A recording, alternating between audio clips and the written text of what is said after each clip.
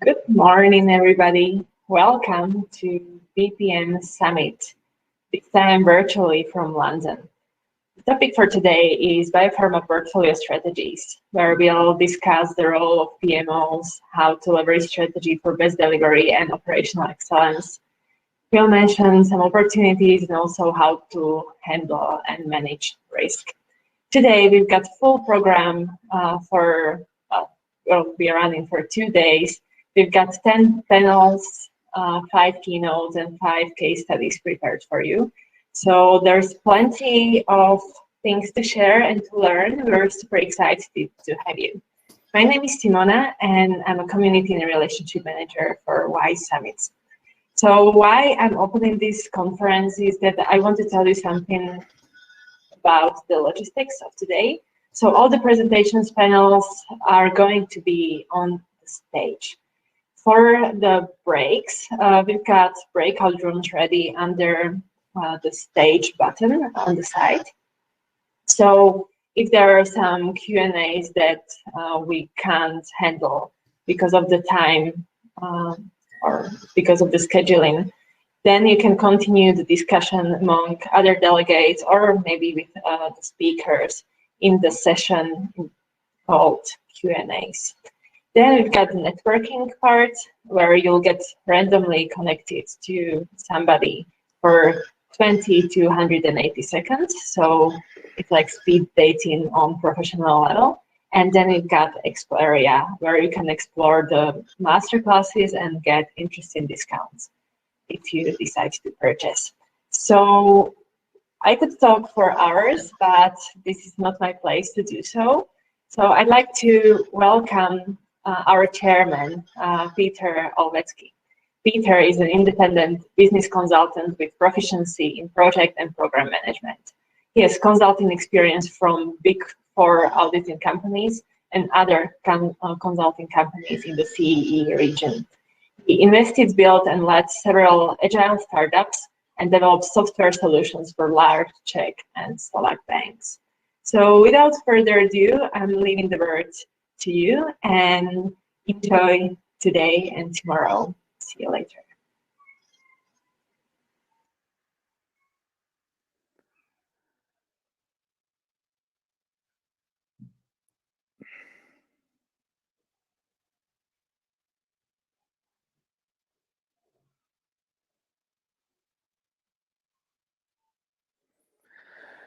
Good morning, everybody. Thank you for the kind introduction, Simona.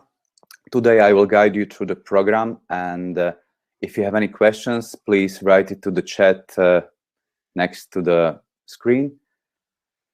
I will read it for you at the end of the presentation and ask it for you. Let me introduce you the first presenter, Mrs. Elvira Molitor. Elvira is executive consultant and coach with Syngenta Foundation for Suitable Agriculture. She is linking strategy to the investment, building the portfolio in the non-profit context, establishing a portfolio office, and supporting the change journey.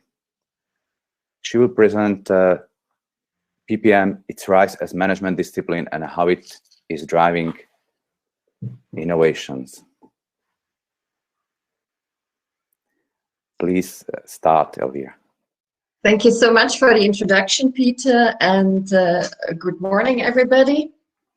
So the first presentation of the day is about an example from the non-pharma industry. And the idea is probably to give you a bit of inspiration, or I hope to give you a little bit of inspiration from our industry. And what I brought with me here is a corn cup and an apple. And you might wonder, what on earth does that have to do with portfolio management? Hopefully, we can answer that question in about 30 minutes.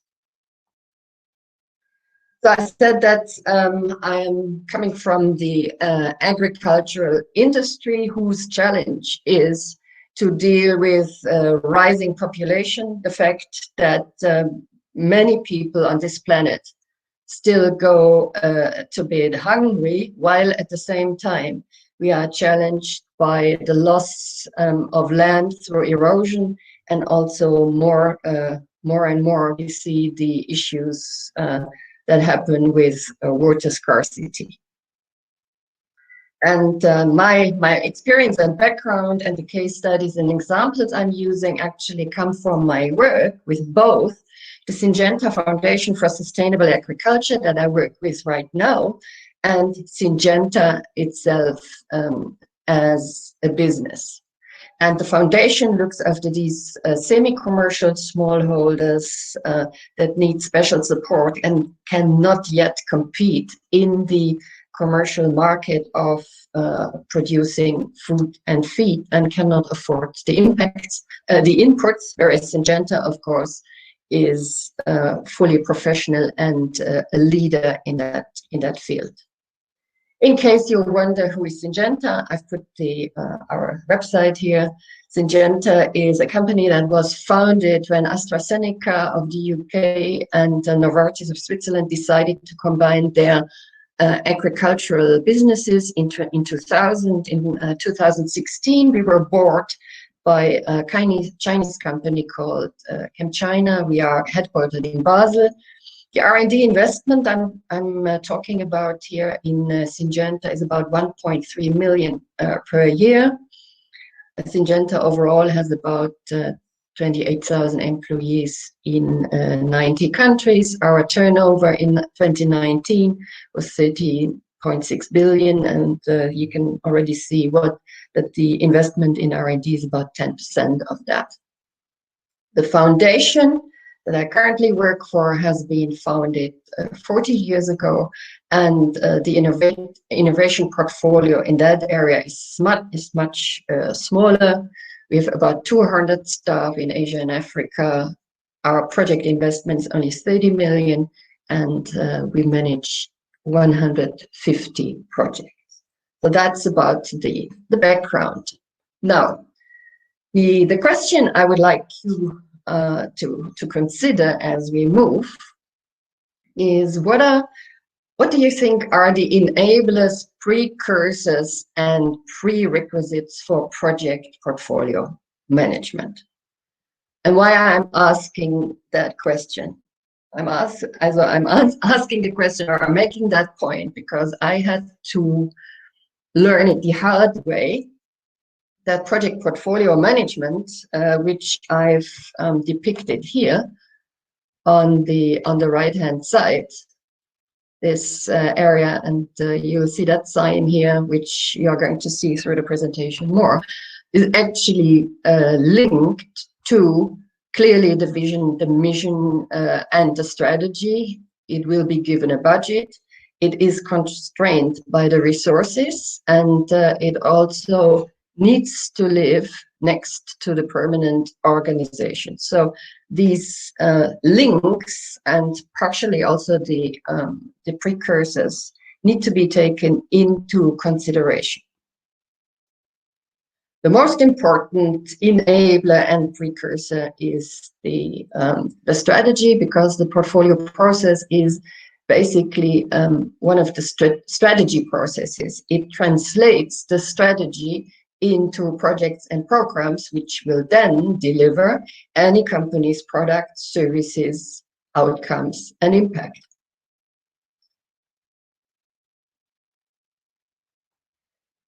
Also, the project portfolio has a very, very close relationship to the product portfolio. The project of today creates the product of tomorrow, and any gap in the product portfolio defines the project. So our product portfolio, very much customer driven and supported by our marketing organization, has a synergistic relationship with our innovation portfolio. And you will see in a moment how that also features in the process. From my perspective, the three critical enablers for project portfolio management are good processes, a sound portfolio structure that is linked to the strategy, underpinned by clear targets and decision criteria and data, and then also the fact that everybody that plays along with the process understand their roles and responsibility.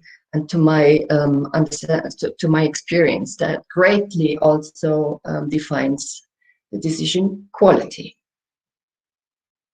Now here's another question for you. Which of those three is the most important of success? You may want to ponder about that a little bit, and then we come back to that at the end of my input here. So let's have a look at number one here, the portfolio management process that indeed has many, many touch points. In my case, in R&D, it did touch around about 1/3 of the R&D staff, plus a lot of people in commercial. In the foundation, the proportion is even higher. So the process touches about half of everybody working in the foundation, with only a few exceptions. The way we look at this portfolio process is in 4 phases, and as a precursor, touched on that already, we've got the ideation process. We don't consider part of the portfolio process, the strategy process, the product portfolio review, and idea generation, which can happen all year round. Our portfolio process basically runs, the big cycle runs once a year, and absolutely needs to be aligned and is aligned to our budgeting process. So in phase 1, we set the goals and investment targets. How we do that, I'll talk about that later. We make sure that we understand what is in the portfolio already and what is missing, in the project portfolio already and what is missing. In step 3, we then go about balancing the portfolio, prioritizing and selecting process. And then last but not least, the 4th step is the decision. This part here is mainly driven by the business. R&D has an important role here. R&D drives the process and owns the process, provides data and technical insights. And most importantly, later on, R&D's role is to execute the project. So they have a vital role in to play in the decision making as well. So when these 2 elements come together, we have this customer-driven ideation process. We develop a plan that is linked to strategy and the budget. We understand the project portfolio, both from a technical and commercial perspective. And together we maximize the value within our resource and skills constraints. We designed jointly and transparently, so the decisions can be owned by all parties. The next enabler here is the portfolio structure. And let me talk about that a little bit more. Let's get back to the complexity of our business that can be really overwhelming. Because during each and every portfolio cycle, the challenge is to choose the best investment opportunities across what you can see here, 9 strategic crops, which are actually more than 80 individual crops in 90 countries. And if that wasn't enough, there is even more complexity to that, because you need to multiply this with the so-called grower needs for weed control, for insect control, for disease control. And for many of these grower needs, you even have different technology options. You can fulfill that grower need through a seeds and breeding technology, through a chemical technology, or even through a novel solution, a service, a data-driven app. In addition to that, we have the aspect of risk, time to market, the locations, and the crops to consider. So really, really complex environment. So with such complex structure, a bottom-up survival of the fittest approach doesn't work. So our solution was to create portfolio categories that are linked to strategy, and within those categories, and here the apple comes into the play again, we are happy and ready and able to compare like for like and apples with apples. These categories, of course, need to be developed, and they need to be constructed in a way that only one project sits, although that one project does only sit in one category. This is a high-level view of how we went about the categorization in a first step. From left to right, you can see here the innovation life cycle category, reflecting different levels of risk and time to market as you go from the left to the right. Within each category, you also see the technology depicted here. The green is for seeds and biotech. The orange is for any new thing we've never done before in this way, a combination of technologies. The blue is the more classical crop protection.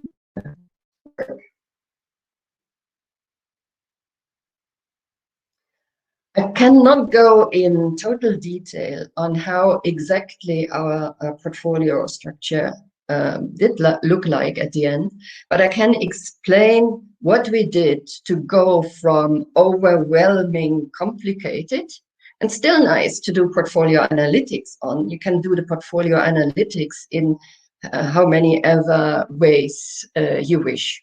And what you cannot do in a very almost complex way is the decision making. So what we did is we combined different of these categories into so-called cubes or clusters or sub-portfolios. And at the end, we were successful of creating about 50 of those cubes, each with a cube owner, with a top-down strategic investment target. And also it helped us to create the message that this is a zero-sum game. So every time a sub-portfolio wants to grow, given the strategic decision that the resource constraints sit at a certain percentage of our turnover, if one cube wanted to grow, another cube needed to shrink, and that had to be discussed strategically. Comparisons within that construct were able, and we were able to compare like for like. We were also able to slightly adapt the cubes as the organization did change.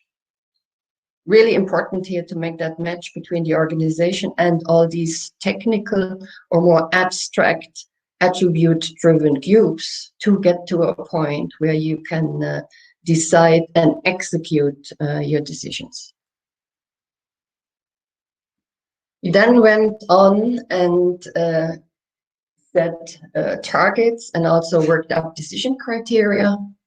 Each cube owner had the task to check their cube against the necessity, sufficiency, availability, and affordability within their given targets. Now, here's another question for you. Are you, or should we, in such a situation, use the same decision criteria for all of our projects? For us, and in order to help the decision making, the answer was clearly no. One size does not fit all. When I look at these categories again, then, for example, in our research cubes, all the projects were rated against, or would have to provide market assumptions, and we would do business justification there, as well as on the right-hand side here in the capability building, where also the link to strategy was more important. So you see, for each of the categories, we used different decision-making approaches relevant to the sub-portfolio. In the middle, for example, in the product extensions, where we had a lot of market knowledge and data, where we had to compare a lot of things that could be compared with each other, we were using more data-driven quantitative methods. And if that wasn't differentiation enough, when we investigated the cubes, we also found out that even within the same category, sometimes the maturity and data quality in any given cube wasn't the same. That could have many reasons. A newly created cube, for example, where we had to learn all of this, or a new field, all sorts of reasons. Now, I think it is really, really important to understand this.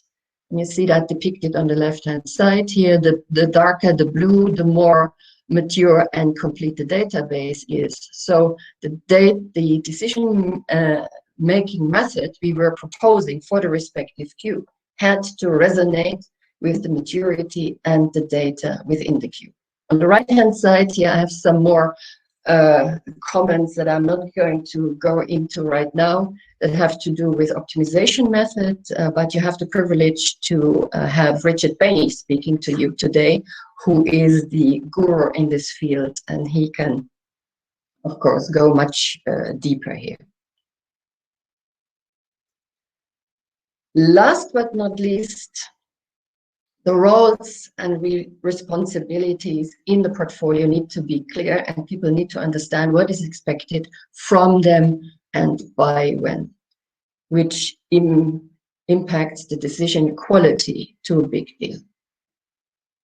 So don't worry, we are not going to read this slide here. I have it here for demonstration purposes to almost visually depict how important it is that these second head roles nobody has on their business card, people with no project background may also not be trained in, may not have been trained in applying, are clearly described, and you engage in a dialogue with those cube owners, sub-portfolio owners, which are most of the time very senior business people. So to be clear what the role entails, and also talk to them about the expectations of the role. The same applies, and I have that as an example here, to the role of the product sponsor. In our case, also very senior people that actively need to take on this second head role, and the extent and quality as to which they do that heavily impacts your decision. The key roles for me in getting to the targeted innovations are the project manager, who stands for the project integrity, the project sponsor, who mostly comes from the commercial side of things, is responsible for that commercial integrity, and the portfolio owner needs to make sure that within his sub-portfolio he meets the targets and ensures portfolio integrity. Portfolio owner is also responsible for the prioritization within their sub-portfolio.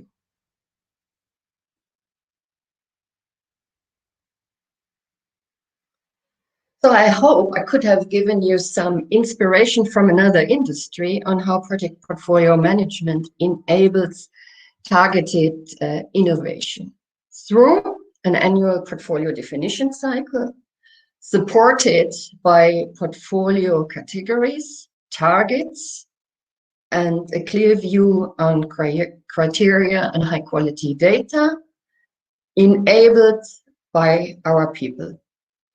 And I hope you will now know what a corn cup and an apple have to do with portfolio management.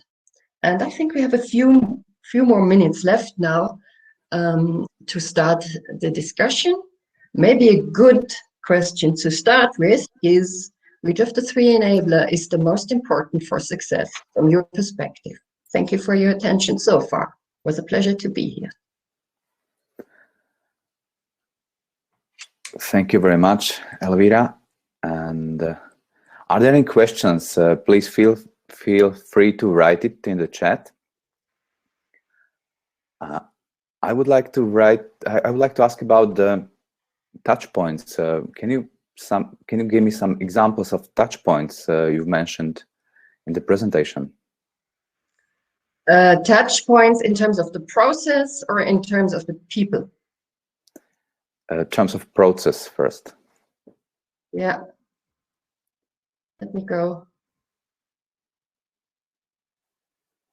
Maybe this is a nice picture to discuss that.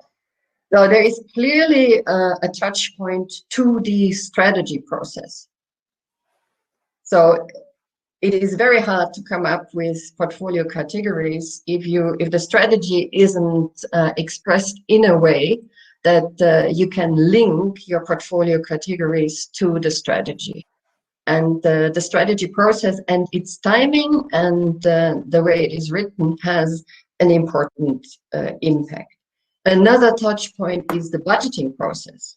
The budgeting process, because it determines the resources and constraints you have to choose your portfolio, needs to be synchronized with the portfolio process. Okay, thank you. There are some more questions. Mrs. Dickhat has asked about one size doesn't fit all. Decision making, for example, in decision making, risk only considered in research, not important at all.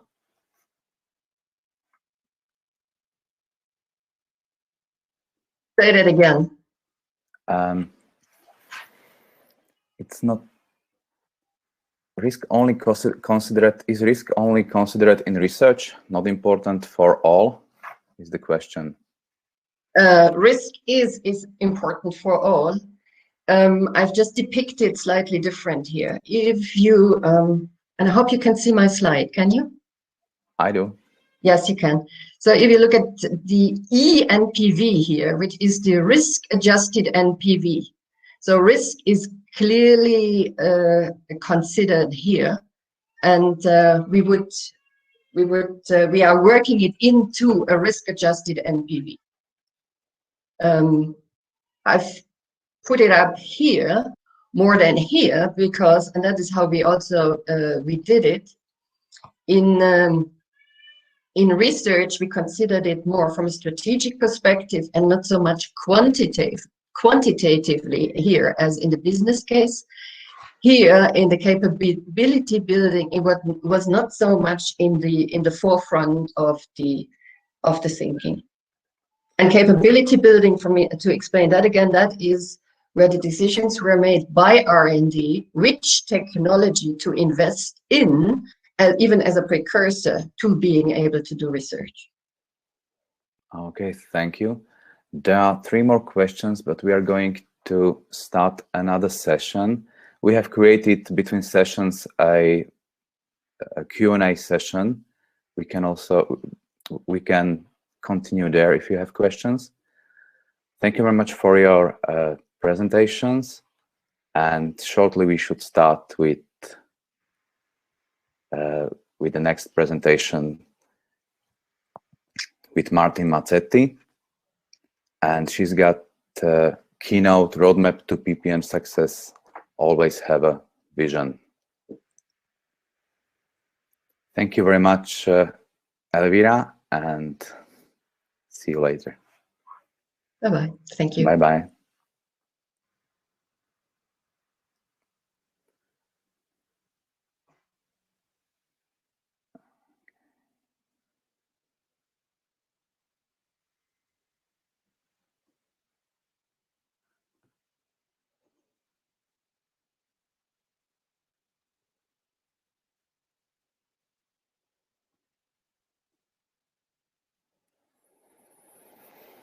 you.